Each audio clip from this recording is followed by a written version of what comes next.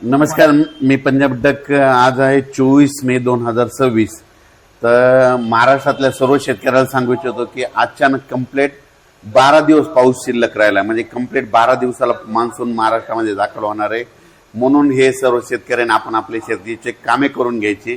त्याच्यानंतर राज्यात सांगायचं झालं तर सध्या तरी म्हणजे आज उद्या 24-25च्या दरम्यान काय होणार आहे, आणखीन पश्चिम महाराष्ट्र, त्याच्यानंतर दक्षिण महाराष्ट्र, मराठवाड्याच्या काही भागामध्ये विखुरलेल्या स्वरूपाचा मान्सून पूर्व एक मोसमी पाऊस पडणार आहे. म्हणून हे अंदाज सर्वप्रथम शेतकऱ्यांनी लक्षात द्यायचा. पण त्याच्यानंतर काय झालं, विदर्भातल्या शेतकऱ्याचे फोन आले की विदर्भात मान्सून पूर्व पाऊस कधी येणार.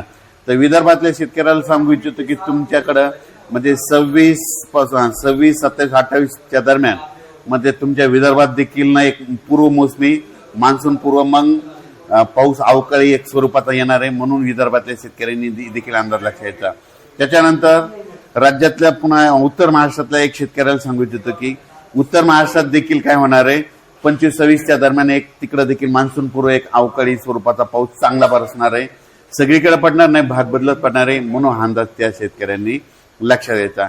पण राज्यातल्या सर्व शेतकऱ्याला सांगू इच्छितो की यावर्षी मान्सूनसाठी खूप पोषक वातावरण आहे. म्हणजे काय झालं की केरळला काय होणार आहे, केरळमध्ये केरळला 29 आणि 31 तारखेला केरळमध्ये मान्सून तिथं दाखल होणार आहे. आणि तिथून ते 5 ते 6 दिवसा म्हणजे 5 ते 6 जूनला जवळपास ते महाराष्ट्रामध्ये दाखवले आणि तिथून ते महाराष्ट्रामध्ये बऱ्याच भागावर जाणार आहे. म्हणून हा अंदाज लक्षात येतात. माझी शेतकऱ्याला विनंती आहे, मान्सूनचा पाऊस आल्याच्या नंतर आपल्या शेतामध्ये गेल्याच्या नंतर जमिनीमध्ये जर एकीत ओल झाली तर मग तुम्ही कधी पेरणी करू शकता. पण 4 बोट जर ओल असेल तर तुम्ही पेरणीचा निर्णय घेऊ नका. आणि तुम्हाला एक सर्वप्रथम सांगतो, 1 जून नंतर पडलेला कधी पाऊस महाराष्ट्रातला तो मान्सूनचा गृहीत धरायचा आणि 31 मेच्या अगोदरचा पाऊस तो अवकाळी धरायचा. म्हणून शेतकऱ्याला सांगतो, पेरणीचा निर्णय तुम्ही तुमचा स्वतः घ्यायचा. पण राज्यात मात्र सध्या तरी आता ना अवकाळीचं वातावरण आहे.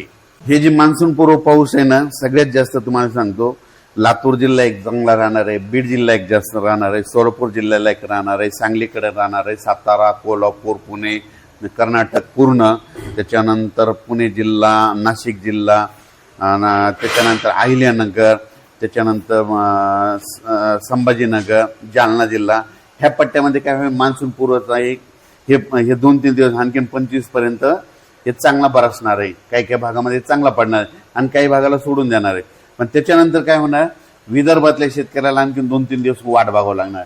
विदर्भामध्ये तुम्हाला सांगतो नागपूर, वर्धा, भंडारा, गोंदिया, चंद्रपूर, यवतमाळ, वाशिम, हिंगोली, नांदेड ह्या पट्ट्यामध्ये काय होणार आहे, मग 26 मे ते 3-4 जूनच्या दरम्यान मग तिकडे देखील काय होईल, पूर्व मोसमी पाऊस चांगला बरसणार आहे. म्हणून ही अंदाज ते देखील विदर्भातल्या शेतकऱ्यांनी लक्षात द्यायचा.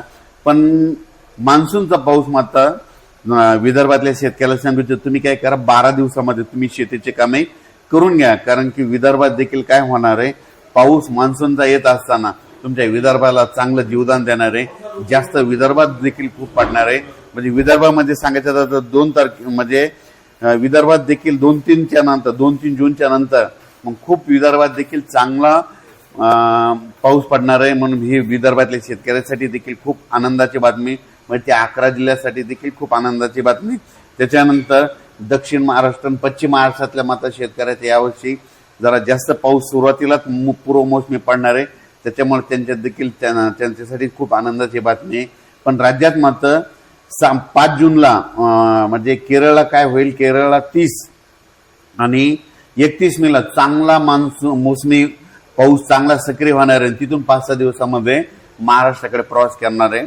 म्हणून ही सर्वप्रथम शेतकऱ्यासाठी अंदाज आहे. सगळ्यात जास्त तेलंगणा आणि कर्नाटकमध्ये हे पूर्व मोसमी पाऊस पडणार आहे आणि मान्सूनचा पाऊस देखील त्यांनाच जास्त होणार आहे. पेरणीचं काय होणार आहे, 2-3 टप्प्यात होईल. काय होईल, एकदा सुरुवातीला काय होईल, आता जे अवकाळी पाऊस पडायला एकीत ओल गेल्याच्या नंतर शेतकरी शेतकऱ्याचा निर्णय घेतील. म्हणून हे सर्वप्रथम शेतकऱ्यांनी स्वतःचा निर्णय घ्यायचा, म्हणजे पेरणी करायचा निर्णय तुम्ही तुमचा घ्यायचा. कारण की जमिनीमध्ये ईदभर ओल गेली तर मग कधी पेरू शकता. पण 4 बोटावर तुम्ही पेरणी केली तर तुमची पेरणी सक्सेस होत नाही. म्हणून हे सर्वप्रथम लक्षात घ्यायचं. पण काय होणार आहे, सगळ्यात महत्वाचं एक सगळ्या शेतकऱ्याला सांगतो, 1 जून नंतर पडलेला पाऊस कधी महाराष्ट्रातला तो मान्सूनचा गृहीत धरायचा आणि 31 मेच्या अगोदरचा अवकाळी धरायचा. तर केरळमध्ये काय होणार, 30-31 लावल्याच्या नंतर फास्ट येत राहत असल्यामुळे यावर्षी खूप चांगलं साल आहे. 2-3 टप्प्यात पेरण्या होती. 5, 6, 7, 8, 9ला जे पाऊस येईल त्याच्यामध्ये काही शेतकऱ्याच्या होती. त्याच्यानंतर 16, 17, 18, 19च्या दरम्यान जूनमध्ये एक पाऊस येणार आहे, त्याच्यामध्ये काही जणांच्या पेरण्या होते. आणि याच्यातून जर काही उरले तर जूनच्या शेवटच्या आठवड्यात बाकीच्यांच्या पेरण्या होतील. माझं म्हणणं आहे शेतकऱ्याला, आपल्या नातेवाईकाला, आपल्या पाहुण्याला ज्या बियाणाला ज्याचा उतार आला ते बियाणं निवडायचं. म्हणजे आपण आपला अनुभव घ्यायचा, गेल्या वर्षी आपल्याला कसं राहिलं, आपल्या पाहुण्याकडे कोणतं बियाण्याचं वाण होतं, आणि त्याच्यानुसार आपण आपलं बियाणं स्वतःच्या याच्यावर निवडायचं. यात जूनमध्ये सर्व शेतकऱ्याला सांगू इच्छितो की काय होणार आहे, जूनच्या मध्ये आणखीन कम्प्लीट आज 24 मे, आजच्या कम्प्लीट 12 दिवस म्हणजे पाऊस यायला, म्हणजे आपल्या महाराष्ट्रामध्ये 5 ते 7 जूनला मान्सूनचा पाऊस येतो. तर यावर्षी बरोबर वेळेवरच यायला आहे. म्हणून ही सर्वप्रथम शेतकऱ्यासाठी आनंदाची बातमी. शेतकऱ्यांनी शेतीचे कामे करून घ्यायचे आणि पेरणीचा निर्णय स्वतः घ्यायचा. जमिनीत ईदभर ओल असले तर कधी पेरू शकता. पण काय होतं की मान्सून यायच्या अगोदर काही ठिकाणी खूप म्हणजे पेरणी लायक पाऊस पडणार आहे, म्हणून त्यांनी त्यांचा निर्णय स्वतः घ्यायचा. काही ठिकाणी नाही पडणार तर त्यांनी पेरणी त्यांची थांबवायची.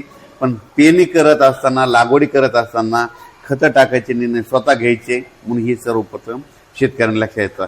पण तुम्हाला सांगतो, या वर्षी मात्र मान्सूनचं खूप पोषक वातावरण आहे. कम्प्लीट 30 आणि 31 तारखेला मात्र केरळला चांगलं दणदणीत आगमन होणार आहे. आपल्या केरळच्या देवभूमीवर मान्सून दाखल होऊन त्याच्यानंतर काय होणार आहे, 5, 6, 7 जूनच्या दरम्यान महाराष्ट्रामध्ये म्हणजे जून लागल्याच्या नंतर हळूहळू ते आपल्या महाराष्ट्राकडे प्रत्येक भागावर पसरत जाणार आहे. म्हणून हे सर्वप्रथम शेतकऱ्यांनी अंदाज लक्षात घ्यायचा. धन्यवाद.